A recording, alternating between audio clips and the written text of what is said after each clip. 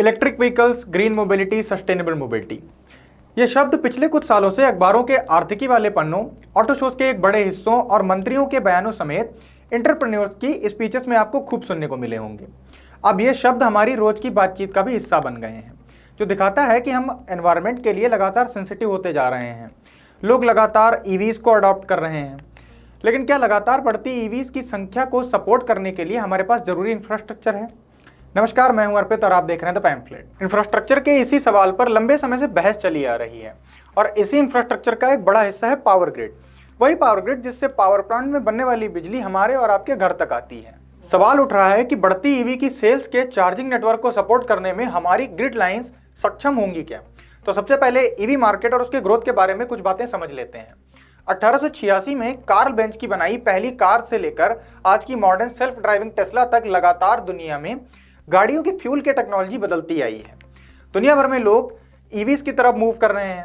एक आंकड़े के अनुसार दुनिया भर में ईवी मार्केट 17% से भी अधिक के CAGR से बढ़ रहा है और 2027 तक इसका मार्केट $858 बिलियन क्रॉस करने की संभावना है। अब जब दुनिया में ये बदलाव तेजी से हो रहे हैं तो भारत भला इनसे अलग कैसे रह सकता है?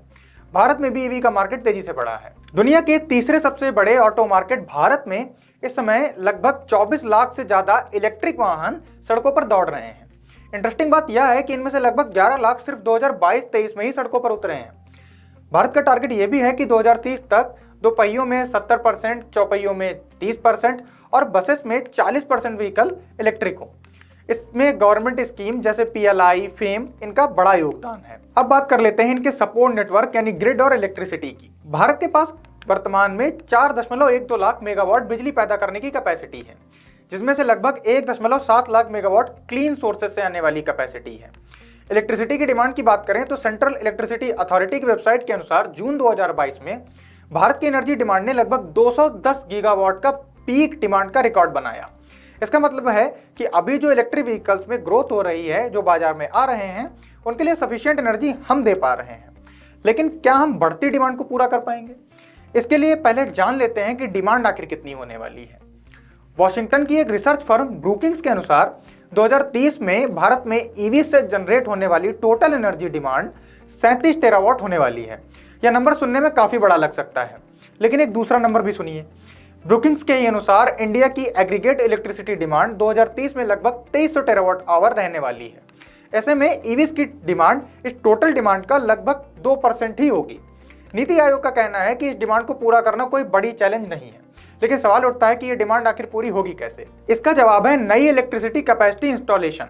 भारत लगातार अपनी एनर्जी जनरेशन कैपेसिटी को बढ़ाने पर काम कर रहा है। 2030 तक Bharat 500 gigawatt energy generation capacity non fossil fuels की इंस्टॉल करेगा, यानी क्लीन सोर्सेज की। इसके अलावा 500 गीगावाट कैपेसिटी ट्रेडिशनल सोर्सेज जैसे कोयला आदि की भी रहेगी। यानी 2030 में भारत की टोटल एनर्जी जनरेशन कैपेसिटी लगभग 1000 गीगावाट होने की संभावना है। इसके अलावा पावर ग्रिड के लोड को संभाला जा सके, इसके लिए भी इंफ्रास्ट्रक्चर को मजबूत किया जा रहा है, जैसे लोकल स्तर पर नए सब स्टेशन बनाना, नई ट्रांसमिशन लाइन्स बिछाना।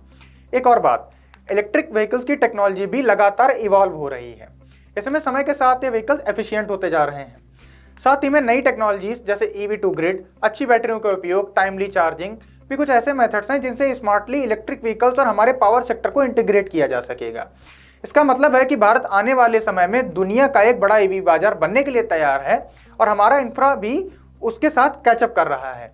ऐसे में हो सकता है कि आपका अगला व्हीकल इलेक्ट्रिक हो। देखते रहिए द पैम्फलेट। धन्यवाद।